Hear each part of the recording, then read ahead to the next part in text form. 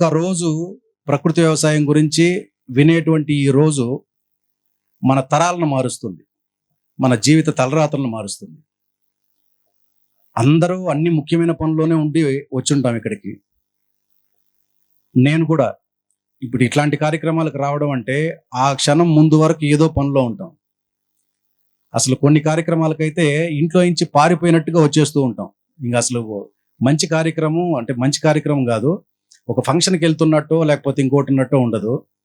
ఇంట్లో నుంచి తరిమేసినట్టు, ఇంట్లో నుంచి పారిపోయినట్లో వస్తుంది. అంటే ఆ ప్రయాణంలో అంత హడావిడి ఉంటుంది, అన్ని పనుల్లో ఉంటాం. కానీ మనం చేసేటువంటి పని అది మంచి పని అయితే ఇంకొన్ని మంచి వివరాలు తెలుసుకుందాం. ఒకవేళ మనం చేసేటువంటి పనిలో పొరపాట్లు ఏదైనా ఉంటే తెలుసుకోవడానికి వద్దాం. ఇలాంటి సదస్సులన్నీ ఇది మనం సత్సంగంగా చెప్పచ్చు. సదస్సనో లేకపోతే ఒక వర్క్షాప్ అనో లేకపోతే వేరే వేరే పేర్లుగా కాకుండా సత్సంగం. మనం అందరం రైతులే. మనం చేసేటువంటి పని ఏంది, చేయాల్సిన పని ఏంది, ఒకరొకరిని కూర్చొని ఇప్పుడు రోహిణి కార్తె నిన్ననే ప్రారంభమైంది. ఈ కార్తెలో మనం ఏ ఏ పంటలు వేయడానికి అనుకూలమైందో తర్వాత వచ్చేటువంటి సీజన్ వరకు లేదా నెక్స్ట్ ఇయర్ వరకు 2 పంటలు వేస్తాం. ఆ 2 పంటలకు సంబంధించిన ప్రణాళికని ఒక్కరోజు కూర్చొని మనం నిర్ణయించుకోవడంలో ఏ తప్పు లేదు. సమయమే చాలా విలువైంది, కానీ ఆ సమయమే ఆ తర్వాత కాల గమనాన్ని నిర్ణయిస్తుంది. కాబట్టి ఒక్కరోజు లేదా 1 గంట భోజనానికి ముందు చాలామంది ఉంటున్నారు. ఈ కార్యక్రమంలో ఎందుకో చాలా తక్కువ మంది. అయినా పర్లేదు, మనం నేననేది మనం మార్పు ఒకరిద్దరితోనే ప్రారంభం అవుతుంది. 100 మందితో ఏం ప్రారంభం కావాలని కోరుకోవడం కూడా లేదు. చాలు, మనం ఒకరమే ఒక 100 మందితో సమానం. ఒక రైతు, నేను నమ్మేది, ఒక రైతు జీవితకాలం సంవత్సర కాలం ఆయన వ్యవసాయం చేస్తే పొలంలో కనీసం 100 మందికి ఆకలి తీర్చగలడు. ఇంటికి కావాల్సినటువంటివన్నీ. 1 ఎకరం పొలం ఒక రైతు. ఇక్కడ కనీసం ఒక 45-50 మంది రైతులు ఉన్నాం అంటే ఇక్కడ ఒక 500 మంది 600 మంది రైతులతో సమానం, లేకపోతే సామాన్య ప్రజలతో సమానం అవుతుంది. కాబట్టి ఇంకొన్ని వివరాలు మనం తెలుసుకొని వాటిని ముందుకు నడుద్దాం. మంచి చేసేటువంటి వాళ్ళందరికీ మాటలు పడడం సహజమైపోయి ఉంటుంది. మంచి పని చేసేటువంటి వాళ్ళకే కొంతవరకు చిన్న చూపు అనేది ఉంటుంది, సహజమే. వ్యవసాయం అంటేనే సహజంగానే చిన్న చూపు. మరి ప్రకృతి వ్యవసాయం అంటే మరి పిచ్చోళ్ళలాగా చూస్తూ ఉంటారు.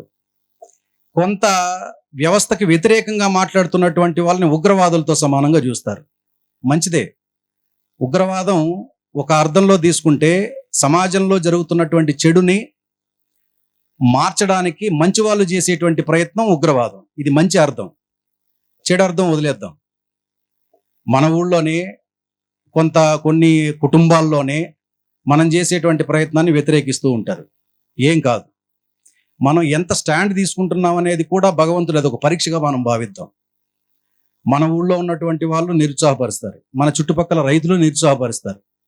నేను అవన్నీ దాటుకొని పొలంలోకి వెళ్తే ఆ పొలంలో ఉన్నటువంటి మొక్కలు చెట్లు ఇవి పలకరిస్తాయి. వీళ్ళు కదా నా వాళ్ళందరినీ దాటుకొని ప్రతిరోజు వెళ్ళేటప్పుడు నాకు అనిపిస్తుంది, వీళ్ళు ఆ మొక్కలు మనుషులతో సమానమే. అవి మనల్ని ఓన్ చేసుకుంటాయి, మనకేం కావాలని ఇస్తూ ఉంటాయి.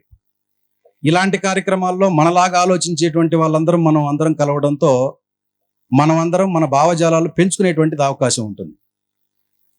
కాబట్టి మనం మంచి చేసేటువంటి ప్రయత్నంలో ఎవరిని చెడుగా మాట్లాడడం లేదు. వ్యవస్థని తప్పుదారి పట్టించేటువంటి వాళ్ళని కూడా ఇలా ఈ కారణం కొద్దీ తప్పుదారి పట్టించారని చెప్పి వదిలేస్తాం, అంతేగాని విమర్శించడం లేదు. కొన్నాళ్ళు మనం ఆ ప్రయాణంలో ఉన్నాం.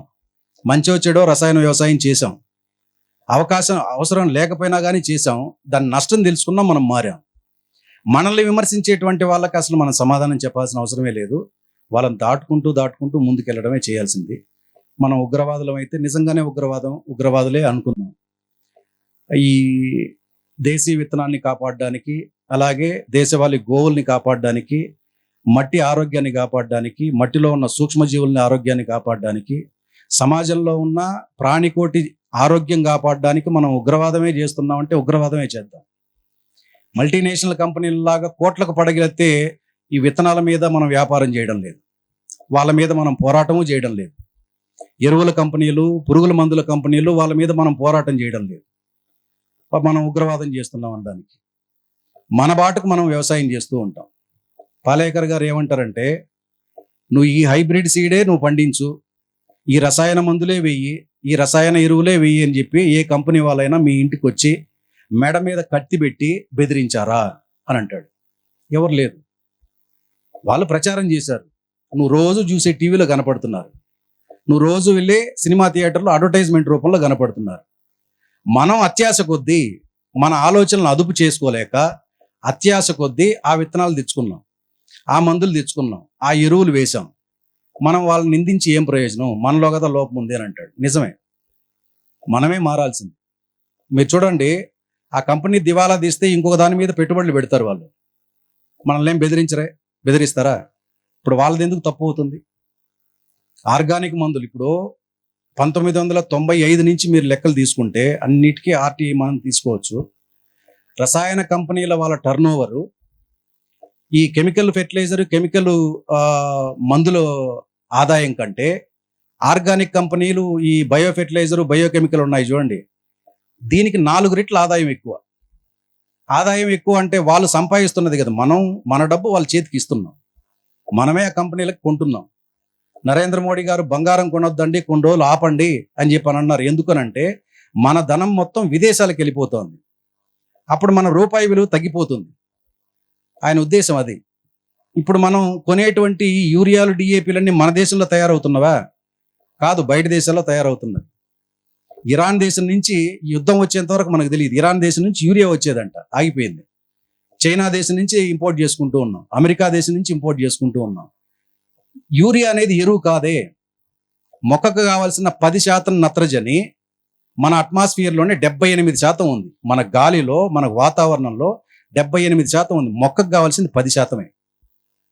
మరి మొక్కకు కావాల్సిన 10%, 78% అట్మాస్ఫియర్లో ఉంటే మొక్కే తీసుకుంటుంది. మనం ఎందుకు యూరియాలకు అంత ఎగబడాలి?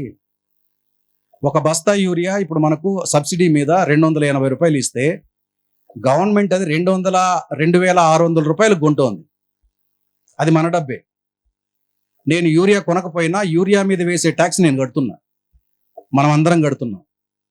మరి అది గవర్నమెంట్కి బర్డనే అవుతుంది, కానీ అది ఏ విధంగా మంచి అవుతుంది చెప్పండి? వాటిని మానేస్తే, వాటిని వేయడం మానేస్తే మనం దేశ సేవ చేసినంత సమానం అవుతుంది. మనం అందరం ప్రకృతి వ్యవసాయం చేసే వాళ్ళందరం దేశ సేవ చేసేదాంతో సమానమే, దేశభక్తులమే మనం. ఇప్పుడు మనల్ని ఉగ్రవాదుల్లాగా చూస్తే చూడనివ్వండి. మనం ఎక్కడా మాయ మాటలకు లొంగలేదు. రోజు టీవీ చూస్తాం, అడ్వర్టైజ్మెంట్లు వస్తాయి. సినిమా థియేటర్లకు వెళ్తాం, అక్కడ అడ్వర్టైజ్మెంట్లు వస్తుంది. లక్షల్లో ఆదాయం, కోట్లలో ఆదాయం అని చెప్పి అంటున్నారు. మనమేమి టెంప్ట్ అవ్వడం లేదు. మాకు ఆరోగ్యాన్ని ఇస్తే చాలు. మా పొలంలో మేము పండించుకునేటువంటి పంటలు మాకు ఆరోగ్యాన్ని ఇస్తే చాలు. ఆ ఆరోగ్యం కోసం వచ్చేటువంటి వాళ్ళు చాలా మంది ఉన్నారు. వాళ్ళకు మనం వినియోగదారులుగా మనకి అయితే చాలు. ఒక 100 మంది వినియోగదారులను జీవితకాలంలో మనం సంపాదిస్తే చాలు. పర్మనెంట్గా ఒక పర్మనెంట్ కస్టమర్స్ ఒక 100 మంది ఉంటే చాలు ఒక రైతుకి. ఆ రైతుని వాళ్ళ 100 మంది కస్టమర్లే పెద్దవాళ్ళని చేస్తారు. మీకు 1 ఎకరా ఉంటే ఇంకొక ఎకరా కొనేంత ఆదాయం వాళ్ళే తెప్పించిస్తారు. అయితే ఇక్కడ సమస్యల్లో ఏంటంటే లాంగ్ రన్లో మనం పనిచేయడమే చేయాల్సిన పని. లాంగ్ రన్లో అది కరువు రాని, కాటకం రాని, ఎండిపోని, ఒక పంట నష్టం రాని, అనుకున్నంత పంట రాలేకపోని, మనం అనుకున్నంత రేటు రాకపోని, ఒక్కోసారి ఇబ్బందులే పడని, ఆ సహనం, ఓపిక ఉంటే ప్రకృతి తప్పనిసరిగా మనకు సహకరిస్తుంది. మరిన్ని అప్డేట్స్ కోసం బ్యాక్ టు రూట్స్ యూట్యూబ్ ఛానల్ని సబ్స్క్రైబ్ చేసుకోండి.